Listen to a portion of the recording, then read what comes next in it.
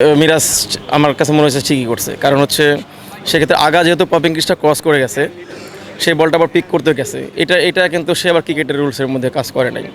So overall আমি যদি বলি এটা ঠিক আছে, আউটটা ঠিক আছে, দলের সাথে ঠিক আছে, কারণ এটা তো দিন শেষে আউট, এটা তো লিগাল আউটই, ইলিগাল কিছু না। এর আগে এরকম সেম আমাদের সাকিবের একটা টাইম আউট নিয়েও বেশ ক্রিকেট আঙ্গনে প্রচুর কথাবার্তা উঠছে, বাট দিন শেষে আউট হয়েছে আমাদের দলের বেনিফিট। সো এখানেও মিরাজের ব্যাপারটা আমরা চিন্তা করবো, ও চিন্তা করছে দলের বেনিফিট। ওই সময় ওই আউটটা আমাদের জন্য খুবই ইম্পর্টেন্ট ছিল এবং ওইটাই কিন্তু ম্যাচের টান ঘুরিয়ে দিছে, রানের যে ওদের যে ফ্লোটা ছিল এটা কমায় দিছে। এটা আসলে তো আমরা সবসময় দেখি, বাংলাদেশের আপস অ্যান্ড ডাউনস দেখি। বাংলাদেশ পাকিস্তান দুইটাই আনপ্রেডিক্টেবল টিম, দুইটাই খেলতেছে, খেলা এটাই সৌন্দর্য। আশা করছি আমরা তৃতীয় ম্যাচে আবার কামব্যাক করবো আর কি। আমার মনে হয় দলের জন্য মিরাজ ওই পরিস্থিতি অনুযায়ী যেটা আউট করেছে সেটা ঠিকই আছে। ওই সময় সালমান আলীর আগারও কিছু বোকামি ছিল, তবে এটা দলের দিক থেকে বা ওই সময় টিমকে আটকানোর জন্য, পাকিস্তানকে আটকানোর জন্য মিরাজের এটা ঠিক আছে। বোলিং ভালো ছিল, সব কিছু ভালো ছিল। বেসিক্যালি খেলা মানে পাকিস্তান এবং বাংলাদেশ দুইটাই খুবই আনপ্রেডিক্টেবল। তো এখন কে বেশি আনপ্রেডিক্টেবল সে হচ্ছে হারবে। তো এখন আজকে বাংলাদেশ বেশি আনপ্রেডিক্টেবল হয়ে গেছে বেশি হবে। তো সেটা হচ্ছে কথা। এখন দুই দলের মানে খেলার ধরনে এক, দুই দলের খেলার রেজাল্টগুলো সবসময় এরকমই হয়, যেদিন ভালো খেলে খুব ভালো খেলে, যেদিন খারাপ খেলে খুব ভালো খারাপ খেলে। তো এটা এই রেজাল্টটা হয়েছে আজকে। হ্যাঁ, আশা করি সেটা আমাদের মোনালিসা। আমরা লিটন দাসের খেলা সবসময় পছন্দ করি। বেসিক্যালি ওর খেলা যতক্ষণ ছিল, ক্রিজে যতক্ষণ ছিল আমরা এনজয় করছি। আমরা আশা নিয়েছিলাম হয়তো আর একটু লেংদিয়ার হবে ইনিংসটা, তো সেটা হয়নি। বাট এটা আজকে হয়নি, আরেকদিন হবে ইনশাল্লাহ। কাউকে মিস করি নাই, কাউকে এখন মিস করি না। প্লেয়ার এভাবে আসে, এভাবে সামনে উঠবে। এবং পৃথিবীর সব দেশের টিমগুলো দেখেন, কোথাও কোনো পাণ্ডব নেই, কিচ্ছু নেই। ব্যালেন্স হতে ব্লেন্ড হতে প্লেয়াররা এবং ফিউশন হতে আস্তে আস্তে উপরের দিকে ওঠে। তো এটা চলে আসবে আস্তে আস্তে। বাংলাদেশ খুব বেশি পরিমাণে হঠাৎ করে টি-20 দিকে ফোকাস দিতে গিয়েছে, যেখানে সবাই খুব দ্রুত আগাচ্ছে, আমরা আগাতে পারিনি।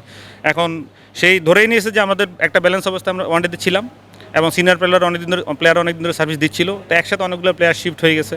এই শিফটিংয়ের টাইমটা সবারই খারাপ যায়। এটা জিম্বাবুয়ের খারাপ গেছে, ইন্ডিয়ারও খারাপ গেছে ফেজটা, ইভেন অস্ট্রেলিয়ারও এখন একটা খারাপ পেজ যাচ্ছে। তো এটা যাইতে পারে, এটা সময় লাগবে, হয়তো 2-3 বছর পরে একটা রেজাল্ট আবার চলে আসবে।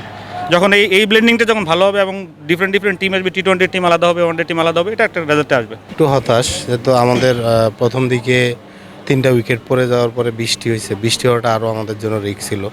আমার মনে হয় এখানে আমাদের আরেকটু টেকনিক্যালি চিন্তা করা উচিত ছিল। যখন ম্যাচের প্রথমেই আমরা যখন টস পাইলাম, আমাদের ওয়েদার ফোরকাস্টিংয়ে বৃষ্টি ছিল, আমাদের উচিত ছিল মেবি ব্যাটিং করা। মেহেদীর অধিনায়কত্ব দূরদর্শিতার অভাব আছে এবং দলে তার পারফরমেন্স নিয়েও বেশ কোশ্চেন আছে। সে অ্যাজ এ ক্যাপ্টেন তার পারফরমেন্স দলে এটা যায় না।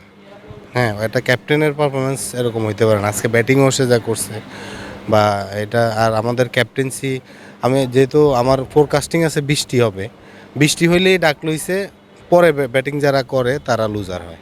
সো এটা আমাদের আগে একটু চিন্তা করা দরকার ছিল। আশা আমাদের লিটন যতক্ষণ ছিল ম্যাচ আমাদের হাতেই ছিল, ও বেশ ভালো খেলতেছিল এবং আমরা যখন বৃষ্টির পরে যখন আমরা শুরু করলাম, আমাদের যেখানে রান দরকার ছিল 8.5 করে, ও প্রতি ওভারে মোটামুটি সেটা বের করতেছিল। তো ওরও আসলে আমাদের ব্যাটসম্যানরা তো একটু রান না পেলে একটু ধৈর্য হারা হয়ে যায়। ও যেন একটা 6 মারলো, তারপরে ওর এই শটটার খেলা দরকার ছিল না। আজকে আসলে দুইভাবে হারছে। প্রথম হচ্ছে উইকেট আমরা 3টা খুব ফাস্টলি চলে গেছে, যে কারণে বৃষ্টির পরে ডার্ক লুইসের যে নিয়ম অনুযায়ী সেক্ষেত্রে আমাদের উইকেট যদি একটাও না পড়তো, লাইক এই রানই করতো, ইভেন 5 রান কমও থাকতো 6 ওভারে, টেকনিক্যাল জায়গায় বাংলাদেশ বেসিক্যালি হেরে গেছে এখানে। সেক্ষেত্রে টার্গেট হয়তো বা আমাদের 160-70 টেকনিক্যালি একটা হারছে। আর আমাদের হচ্ছে ধৈর্যের একটা অভাব আছে। লিটন অনেক ভালো খেলতেছিল, একটা 6 মারার পর সে ওইভাবে সুইপটা উচিত হয় নাই। নতুন একটা বলার, তাকে নিয়ে স্টাডিও করতে পারেনি, হয়তো বা আন্ডার 19 থেকে আসছে পাকিস্তানের সে বলারটা, ক্যালকুলেশনটা ভুল করছে। কারণ লাস্ট তারা বৃষ্টির পরে 5-6 ওভার তারা বেশ ভালো খেলতেছিল এবং এইভাবে কন্টিনিউ করতে থাকলে ম্যাচটা আমাদের হাতে চলে আসতো ডেফিনেটলি। কারণ সাকিব থাকলে হয়তো বা এখানে, কারণ সে একটা জেনুইন বলার, জেনুইন ব্যাটসম্যান। সেক্ষেত্রে মিরাজকে সেম রোলে দিছে, বাট মিরাজ আমার কাছে টিমেই আসলে মনে হয় না যে সে বেস্ট 11-এই পারফেক্ট, কারণ সে বোলিংও ওইভাবে ভালো পারফর্ম করতেছে না, লং টাইম ব্যাটিংও না। নাহিদ রানাকে নিয়ে স্টাডি করছে তারা, এক রাত্রি স্টাডি করে তার কিছু উইক পয়েন্ট ধরে তাকে ওইভাবেই খেলছে। বাট সে কামব্যাক করবে, কারণ তার কাছে গতি আছে, সে ভালো করবে নেক্সট ম্যাচে।